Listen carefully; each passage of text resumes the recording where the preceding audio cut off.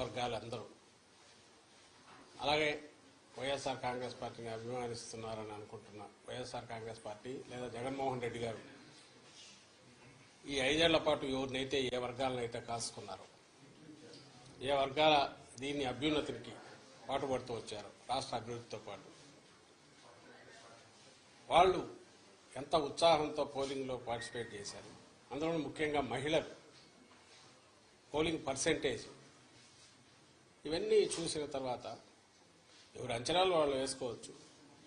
మాకైతే ఖాయంగా కనపడుతోంది గవర్నమెంట్ వస్తుంది, చాలా బాగా వస్తుంది.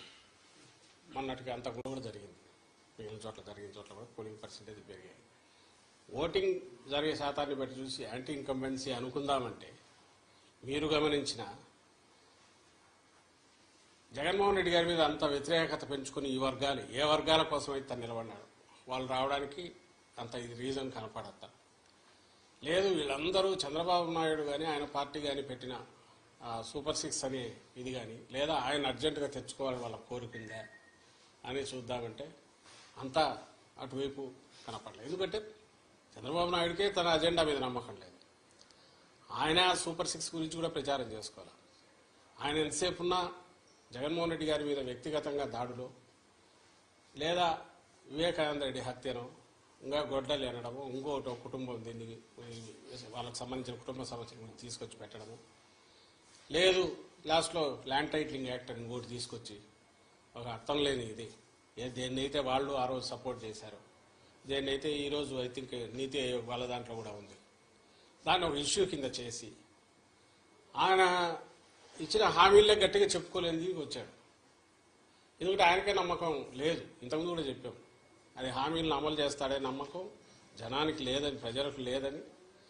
అది ఆయనకు అవగాహన ఉంది కాబట్టి అది వదిలేసి కేవలం వైఎస్ఆర్ కాంగ్రెస్ పార్టీని లేదా వైఎస్ఆర్ కాంగ్రెస్ పార్టీ నాయకులను, అందరికంటే ముఖ్యంగా జగన్మోహన్ రెడ్డి గారిని వ్యక్తిగతంగా దూషిస్తూ మొత్తం వాళ్ళ క్యాంపెయిన్ అంతా దాంట్లో నడిచింది. సో ఆ నేపథ్యంలో ప్రజలు ఆయన ఇచ్చిన హామీల మీద నమ్ముకొని వచ్చింటున్నారనడానికి అది కనపడట్లా. ఉంటే ఆయనే చెప్పేవాడు దాని గురించి, వాళ్ళు దాని గురించి మాట్లాడేవాళ్ళు. వేరే మా నాయకుడు ఆయన మొత్తం ఒకే థీమ్ మీద మీరు గమనిస్తే ఈ 5 ఏళ్ల పాటు తాను రాష్ట్ర అభివృద్ధికి సంక్షేమం ద్వారా లేదా మొత్తం డీసెంట్రలైజేషన్ ఆఫ్ పరిపాలన సుపరిపాలన అందించడం ద్వారా తాను ఏం చేశాడో ఇవే చెప్పాడు. ఇవి కంటిన్యూ కావాలా అనుకుంటే నన్ను దీవించండి అని అడిగాడు. ఈ థీమ్ బలంగా కంటిన్యూస్ జనంలోకి వెళ్తూ వచ్చింది. మేము ఎప్పుడు చెప్తుండేవాళ్ళం కదా, 87% లబ్ధిదారులు ఏదో ఒక రూపంలో బెనిఫిట్ పొందిన వాళ్ళందరూ అవును ఇది నిజం అనుకున్నారు. కరెక్టే కదా, ఇది కంటిన్యూ అయితే మా బతుకుల్లో ఇంకా మెరుగైన మెలుపు వస్తుంది, మేలు మలుపు వస్తుంది, ఇంకా వెలుగు పెరుగుతుంది, కుటుంబం అభివృద్ధి జరుగుతుంది అని వాళ్ళు నమ్మారు. ఏదైతే హోప్ పెట్టుకున్నామో వాళ్ళు ఓన్ చేసుకున్నారు ఈరోజు. అది కనపడుతుంది. అంటే మా దాంట్లో ఇది క్రిస్టల్ క్లియర్గా ఒక వ్యాలిడ్ రీజన్ కనపడుతుంది. నాకు టీడీపీ వైపు నుంచి ఒక్క రీజన్ చెప్పండి, మేము మీడియానే అడుగుతున్నా, ఇదిగో ఈ రీజన్ వల్ల వీళ్ళకి వచ్చి ఉండొచ్చు కదా అని అనుకోవడానికి ఒక్కటి చెప్పండి. అప్పుడు ఇదే వస్తుంది. అయినా సరే వాళ్ళు బింకంగా ఏదన్నా అనుకుంటే ఆయన చంద్రబాబు నాయుడు గారు చూస్తే మీకే తెలుస్తుంది. ఆయన ఈ మధ్య మామూలుగా అయితే ఆయన బయటికి రాగానే ఎన్నికలు రాగానే 2000 చూపించి విక్టరీ సింబల్ ఏదో చూపించాల్సిన ఆయన అది చేయట్లా. ఆయనకు డౌట్ వాళ్ళకు తెలుస్తుంది. It is well return on the wall. రేపు June 4th దీంట్లో కౌంటింగ్లో రాబోతుంది. అది దానికి సరైన కారణం ఉంది. ఓ సీరియస్ పాలిటిక్స్ చేసే లీడర్కు జనం అభిమానిస్తారు, ఆదరిస్తారు, హక్కున చేర్చుకుంటారనే నమ్మకం ఈ ఎన్నికల్లో కలుగుతుందని మేము భావిస్తాం. సార్, మీరు మొదటి నుంచి చెప్తున్నట్టే పల్నాడు జిల్లాలో కావచ్చు, లేదా రాయలసీమ జిల్లాలో కొన్ని ప్రాంతాల అల్లర్లపైన కేంద్ర ఎన్నికల సంఘం సీరియస్ అయింది. మీరు మొదటి పోలీసులు పాత్ర ఇందులో ఉందని చాలా క్లియర్గా చెప్తున్నారు. కేంద్ర ఎన్నికల సంఘం వారిపైన కూడా వెయిట్ వేస్తుందని ఎట్లా చూస్తారు సార్? దానికి ఇప్పుడు పురంధేశ్వరి గారు కూడా కొంతమంది అధికారులు మార్చమన్నారు. ఎక్కడైతే అధికారులు మార్చిన దగ్గర ఇటువంటి ఘటనలన్నీ కూడా దాన్ని ఎలా చూస్తారు? ఇప్పుడు మీరే గమనిస్తే ఈరోజు చూశాను, నాకు ఈనాడు బ్యానర్ హెడ్ ఐ థింక్ సరిగ్గా లాస్ట్ మంత్ ఎప్పుడైతే అందరినీ బదిలీ చేసినప్పుడు లేదా వాళ్ళ మీద యాక్షన్ తీసుకోవాలని చేసి బదిలీ చేసి మార్చినప్పుడు ఎస్పీలు కానీ కలెక్టర్లను కానీ ఈడ్చి పారేసిన ఈసీ అని ఒక పెద్ద బ్యానర్ హెడ్డింగ్ పెట్టి వేశారు. ఆ రోజు నుంచి చెప్తున్నాం, పురంధేశ్వరం ఇంకోరు మాకు ఇదిగో ఈ కంప్లైంట్లు ఉన్నాయని అపోజిషన్ రాయడంలో తప్పేం లేదు. కానీ ఎవరిని పెట్టాలని కూడా వాళ్ళే సజెస్ట్ చేశారు. ఎప్పుడైతే కూటమి ఫామ్ అయిందో అప్పుడే చంద్రబాబు నాయుడు గారికి ఫ్రీ హ్యాండ్ ఇచ్చినారేమో అని అనిపిస్తుంది పైన నుంచి. ఆ మేర కొంచెం ఒత్తిళ్లు పనిచేసాయనడానికి బలమైన ఇది ఆ రోజు హడావుడిగా అంతమందిని మార్చినప్పుడు చెప్తున్నాం పట్టులేని వాళ్ళు వస్తే కష్టమని. ఆఖరకు పోలింగ్ తర్వాత జరిగిన హింస చూస్తే అది ఎంత కరెక్ట్ అనేది అర్థమవుతుంది. ఈరోజు మళ్ళీ వాళ్ళు అదే పెడుతున్నారు. పాయింట్ వచ్చి ఎక్కడైతే అధికారులు వాళ్ళు కదిలించి రకరకాల కారణాలు చూపి చేయించుకున్నారో అక్కడే ఇవి జరగడం అంటే వాళ్ళు పెడితే మరి వీళ్ళు ఏజెంట్ల కింద పనిచేస్తారు కదా అని అనుకుంటే ఈ మాత్రం ఇది కూడా జరిగేది కాదు ప్రికాషన్ తీసుకుంటే. కానీ అట్లీస్ట్ ఇప్పటికైనా మేలు. ఇప్పుడు రియలైజ్ కావాల్సింది కానీ ప్రజలు కూడా గమనించాల్సింది ఏంటంటే ఆ రోజు అధికారులు తప్పించి ఎవరైతే తెచ్చుకున్నారో వీళ్ళుండగా జరగడం అంటే అది ఈసీ ఫెయిల్యూర్ ప్లస్ టీడీపీ కుట్రపూరితంగా చేసింది అని రెండైతే అవగాహన అర్థమవుతుంది కదా. ఈ నేపథ్యంలో మళ్ళీ వేటు అని చెప్పి ఈరోజు వాళ్ళు చేసేసి ఏదో తమ ప్రతిభనో లేకపోతే టీడీపీ చాలా నిష్పాక్షికంగా ఉందో లేదా ఈసీ నిష్పాక్షంగా వ్యవహరించిందో అన్నట్టు ఈ పత్రికల్లో దాన్ని ఉపయోగించుకుని బ్యానర్లు పెట్టడమే ఆశ్చర్యంగా ఉంది. ఏదైతే మేము చెప్తూ వచ్చామో అదే జరిగింది.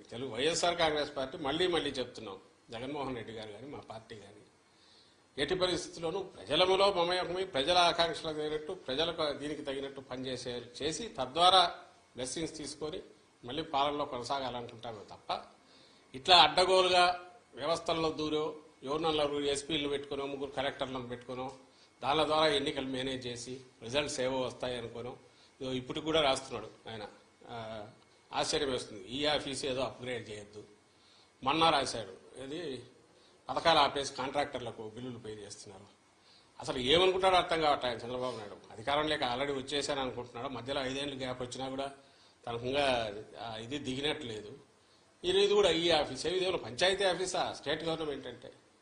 పంచాయతీ ఆఫీసు ఇంకో దగ్గర ఎక్కడ మారుమూల తెలియని దీంట్లో ఏ కనెక్టివిటీ లేని చోట ఏదైనా ఫైళ్లు తారుమారు అది అనుకోవచ్చు. ఒక గవర్నమెంట్ అనేది అది ఎవరైనా ఉండొచ్చు. రికార్డులన్నీ మాయమైపోతున్నాయి. ఈ ఆఫీస్ అప్గ్రేడ్ చేయొద్దు అంటే ఏదో ఈయన వచ్చేస్తున్న ఇంప్రెషన్ ఇస్తా స్టేట్మెంట్లు ఇవ్వడము లేదా గవర్నర్కి అందరికి లెటర్లు రాయడము. ఏమాత్రం ఆయన ధోరణి మారలేదు ఈ ఎన్నికలు అయిపోయిన తర్వాత కూడా అనేది అర్థమవుతుంది.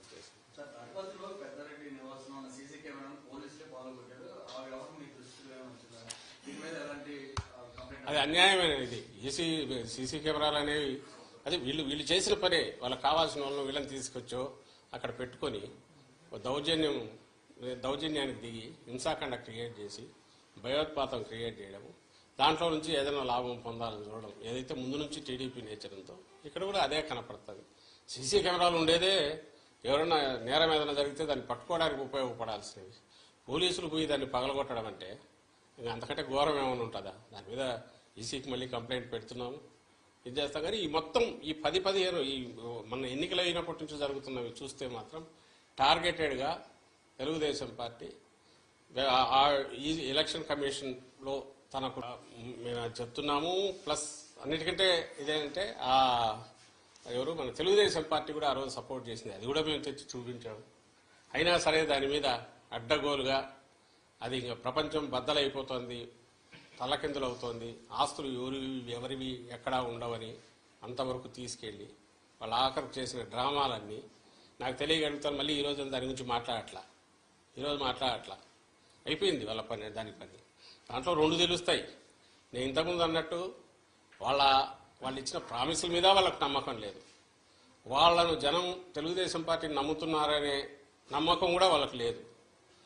బెదరగొట్టడం ద్వారా ఏదో చేయాలని, భయపెట్టడం ద్వారా ఏదో జరగబోతుంది చేయాలని ల్యాండ్ టైటిలింగ్ యాక్ట్ అనేది అది వచ్చేసింది. అది వస్తే మీ బతుకులన్నీ ఇదైపోతాయి, మీ ఆస్తులు మీవి కాదని ప్రచారం చేయాలని చూశారు.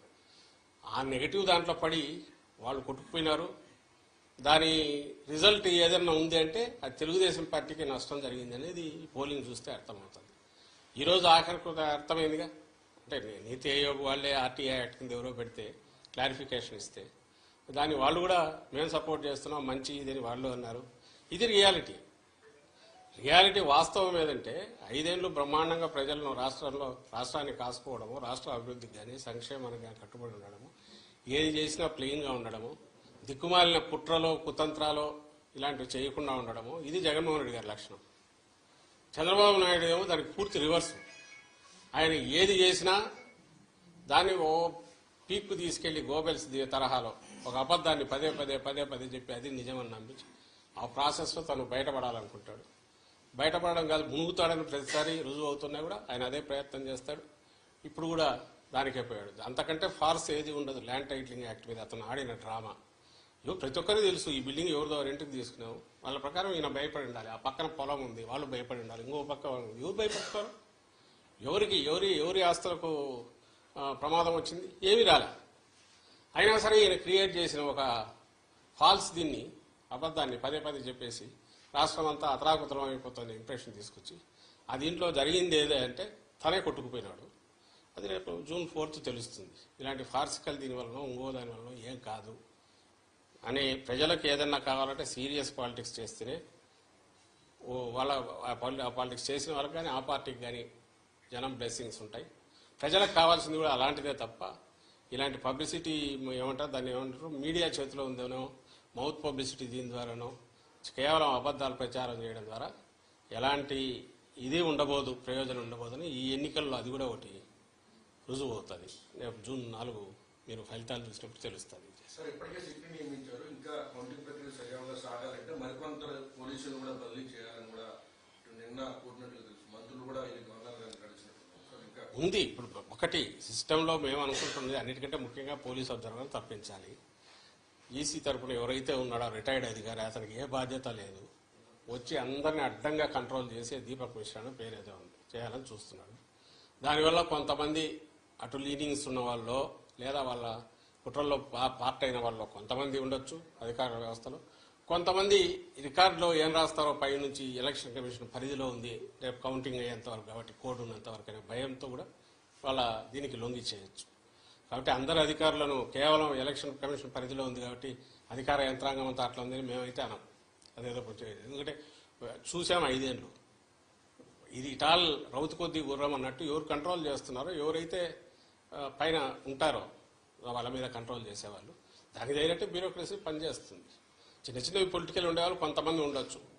అయితే దాన్ని ఆసరా చేసుకుని ఎలక్షన్ కమిషన్ పరిధిలో ఉంది కాబట్టి తెలుగుదేశం పార్టీ కొంతమంది వాళ్ళ ఏజెంట్ లాంటి వాళ్ళను వాళ్ళకి లొంగినంలో పెట్టుకుని కొంతమంది ఈ ప్రాసెస్లో వీళ్ళతో గొడవ ఎందుకో ఎలక్షన్ కమిషన్ ఏం రిమార్క్స్ రాస్తుందని భయపడి కొంతమంది అధికారులు దానికి ఇచ్చేసింది. మాకు కావాల్సిందల్లా ఏంటంటే ఒక ఫేజ్ అయిపోయింది. వైఎస్ఆర్సీపీకి సంబంధించినంత వరకు పీస్ఫుల్ ఎలక్షన్స్ పోలింగ్ అండ్ పీస్ఫుల్గా అన్నీ జరిగితే అంటే అడ్వాంటేజ్. ఎందుకంటే మేము స్ట్రైట్ పాలిటిక్స్ ప్లే చేసేవారు, కుట్రలు తెలియదు, ఓపెన్గా ఉంటాం పార్టీ యాజ్ సచ్. ఎందుకంటే లీడర్ అట్లుంటాడు కాబట్టి దాపరికాలు ఉండవు. ఒకటే లైన్ ఏదన్నా ఉంటే అది చెప్తారు, చెప్పిందే చేస్తారు. ఇన్ని ఉన్న వాళ్ళము మేము ఒకరిద్దరు అధికారుల మీద డిపెండ్ అయ్యో లేక అధికారుల వ్యవస్థను లోపరుచుకోనో వ్యవస్థను మేనేజ్ చేయడం ద్వారానో ఏదో చేయాలని అయితే మా పార్టీ ఎప్పుడు అనుకోదు, మా నాయకుడు ఎప్పుడు అనుకోడు. అది అందరికీ ఈ 10-12 ఏళ్లలోనే ప్రజలకు కూడా అందరికీ అవగతమైంది. ఆ దుర్లక్షణం ఉండేది వ్యవస్థలను పాడు చేయడము, మేనేజ్ చేసుకోవడము, మ్యానిపులేట్ చేయడము, తద్వారా పవర్లోకి రావాలనుకోవడం, దాంట్లో బోర్ల పడడం, మళ్ళీ అయినా సరే బుద్ధి రాకపోవడం. అది తెలుగుదేశం పార్టీకి చంద్రబాబు నాయుడు లక్షణం. కాబట్టి మేము అధికారులందరినీ మార్చమనడము ఓటింగ్ కూడా అనం. ఎన్నికల కమిషను బాధ్యతాయుతంగా వ్యవహరించింటే, కమిషన్ అంటే I'm not saying commission per se total, దాని తరపున ఎవరైతే డెప్యూట్ చేశారో వాళ్ళు కొంచెం డిస్క్రిప్షన్ యూజ్ చేసి నిష్పాక్షికంగా కంప్లైంట్ వస్తే లోతుగా చూసి, అలాగే దానికి ఆల్టర్నేటివ్ ఏదైనా చేసేటప్పుడు అది కూడా లోతుగా చూసి, అంపైర్ అనేవాడు బ్యాలెన్స్ ఎట్టున్నారు అట్లా ఉండగలిగి ఉంటే ఈ పరిణామాలు హింస ఇవి జరిగేవి కాదు. ఇప్పటికైనా అలాంటివి జరగాలంటే ఆ పోలీస్ అబ్జర్వర్ను మార్చాలనేది మా విజ్ఞప్తి. ఆల్రెడీ అది కూడా ఎలక్షన్ కమిషన్ పంపించాం, ఈ రోజు కూడా మళ్ళీ పెడుతున్నాం. అది జరిగితే మిగిలినవన్నీ గాడిలోకి అవే పడతాయి. అండ్ కౌంటింగ్లో మాది శక్తివంతమైన పార్టీ, గట్టిగా ఉంటారు, అందరూ ఏజెంట్లు ఎక్కడికెక్కడ కూర్చుంటారు. మేమే అధికారాన్ని నమ్ముకొని దాని ద్వారా ఏదో చేయాలనుకునే వాళ్ళం కాదు. పార్టీ వ్యవస్థాగతంగా ఉంది, కింద అభ్యర్థులు స్ట్రాంగ్గా ఉన్నారు కాబట్టి అక్కడ ఏదో జరుగుతుంది ఇదేం మాకు లేదు. దాన్ని ఎదుర్కోలేనంత దీంట్లో దీంట్లో కూడా పార్టీ లేదు. ఓన్లీ థింగ్ ఈజ్ దానికి అవకాశం లేకుండా చేయడం అనేది ఎన్నికల కమిషన్ బాధ్యత. అది ఆ బాధ్యత సక్రమంగా నిర్వర్తించాలని అయితే మేము కోరుకుంటాం.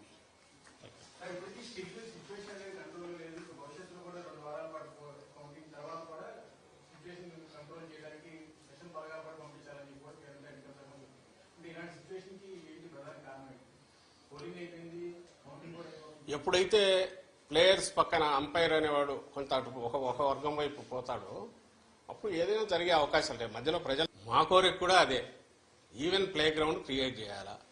మేము లేము అధికారంలో, ఇప్పుడు అధికారంలో లేమంటే టెక్నికల్లీ ఉండొచ్చు కానీ బట్ ప్రాక్టికలీ ఏసీ పరిధిలో పనిచేస్తుంది.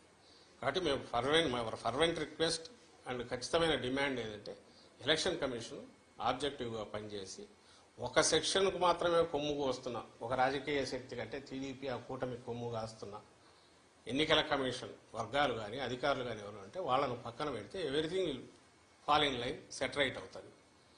మా వరకు మేమైతే ఎన్నికల కమిషన్ చేతిలోకి అధికారం పోయిన తర్వాత దాంట్లో వేలు పెట్టాలని కానీ దాని ఏదో అడ్డదారుల్లో వాడుకోవాలని కానీ ఎప్పుడు అనుకోవట్లేదు. గతంలో అనుకోలే, ఇప్పుడు అనుకోవట్లా. కాబట్టి మాకు నిష్పాక్షికంగా ఉండే ఎన్నికల కమిషన్ ప్రతినిధులు ఇక్కడ ఉంటే everything will fall in line, అంతా బాగానే జరుగుతుంది. అప్పుడు అవసరం ఉండకపోవచ్చు, ప్రికాషనరీ దీని కింద ఫోర్సెస్ ఉండాలని వాళ్ళు అనుకోవచ్చు. మొన్న జరిగిన దాన్ని బట్టి నేనైతే అవసరం ఉంటుందని అనుకోవట్లా. ఏది నిష్పాక్షికంగా ఎన్నికల సంఘం వ్యవహరిస్తే అవసరం వస్తుంది అయితే అనుకోవట్లేదు.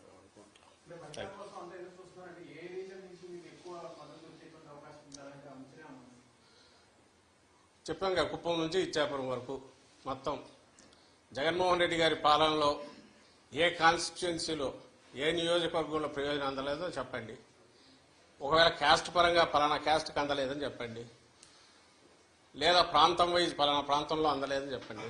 లేదు కదా, యూనిఫామ్గా సాచురేషన్ బేసిస్ మీద కింది నుంచి పై వరకు ఉత్తరాంధ్ర లాస్ట్ ఇచ్చాపురం వరకు అందరికీ ఒకే యార్డ్ స్టిక్తో ఒకే కొలమానంతో అన్ని ప్రయోజనాలు అందాయి. అన్ని ప్రాంతాల్లో ఈ ప్రయోజనాలు అందుకున్న వాళ్ళు కానీ లేదా అడ్మినిస్ట్రేషన్ పరంగా కింది వరకు డోర్ టు డోర్ దీనికి అది డోర్ స్టెప్ అడ్మినిస్ట్రేషన్ తీసుకెళ్లడంలో కానీ యూనిఫామిటీ ఒకే రకంగా జరిగింది. కాబట్టి ఆదరణ కూడా అన్ని వైపుల నుంచి అదే రకంగా ఉంది, ఇంక్లూడింగ్ కుప్పంతో సహా. అక్కడ కూడా బలమైన మంచి దీంతో మా పార్టీ గెలవబోతుంది అనేది మాకు కనపడుతున్న ఇది ఇప్పుడు కనపడుతున్న సూచన.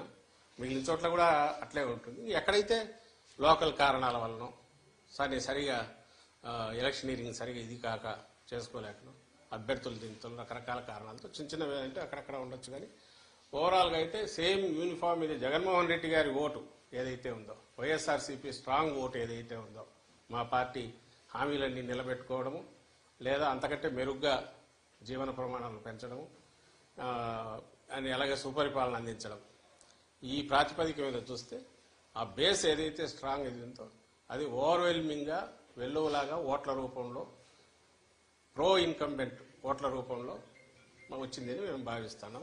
అది కనపడుతుంది. మీకు కూడా నేను ఇంతకుముందు చెప్పిందే, పర్సంటేజ్ ఆఫ్ ఓట్స్ పెరగడం, గంటలు వెయిట్ చేయడం, అలాగే మహిళలు బాగా ఎక్కువ మంది వచ్చి చేయడం, వేరే ఊరు నుంచి ఎవరెవరు వచ్చేస్తున్నారు. ఎవరు వస్తారో బస్సుల్లో వచ్చే వాళ్ళంతా ప్రయోజనాలు పొందిన వాళ్ళు, పథకాలు తీసుకున్న వాళ్ళు, బెనిఫిషియరీస్, వాళ్ళ కుటుంబాల్లో పిల్లలు మంచి చదువులు చదువుతున్నందువల్ల, లేదంటే వాళ్ళ తల్లికి తండ్రికో పెన్షన్ నెల ఫస్ట్ కంతా జగన్మోహన్ రెడ్డి గారి పుణ్యం, ఇది పుణ్యమాని ఈ గవర్నమెంట్ మా వైఎస్ఆర్సీపీ ప్రభుత్వం పుణ్యమాని వాలంటీర్ తీసుకెళ్లి ఇవ్వడము. అంటే ప్రతి వాళ్లకు ఒక జగనన్న ఉన్నాడు, ఈ ప్రభుత్వం ఆడుంది, మాకేం పర్లేదు, మేము ఎక్కడైనా పోయినా పని చేసుకున్నా అని చెప్పి దూర ప్రాంతాలకు పోయిన వాళ్ళు మెరుగైన వేతనాల కోసం దీనికోసం వాళ్ళందరూ కూడా ఇటు అదే పనిగా రావడం, అదంతా మీ మీడియాలో వచ్చినవే, ఓవర్వెల్మింగ్గా బయట నుంచి వచ్చారని అక్కడి నుంచి వచ్చి ఇవన్నీ కూడా రెండే కారణాలు ఉండాలి. ఒకటి, కొనసాగుతున్న పథకాలు ఇవి రావాలి, ఇవి వస్తే సేఫ్, మా బతుకులు బాగుంటాయి, సేఫ్గా ఉంటుంది అనుకోని ఉండాలి. లేదా చంద్రబాబు నాయుడు ఇచ్చిన ఫాల్స్ ప్రామిసెస్ అని నమ్మి ఉండాలి. మీలో ఎవరైనా నమ్ముతారా? ఆయన ఇచ్చిన ప్రామిసుల మీద ఆయనకే నమ్మకం లేనప్పుడు చంద్రబాబు నాయుడుకే జనం ఎవరు నమ్మినారు? ఎక్కడ డిస్కషన్ కూడా రాలే వాటి గురించి.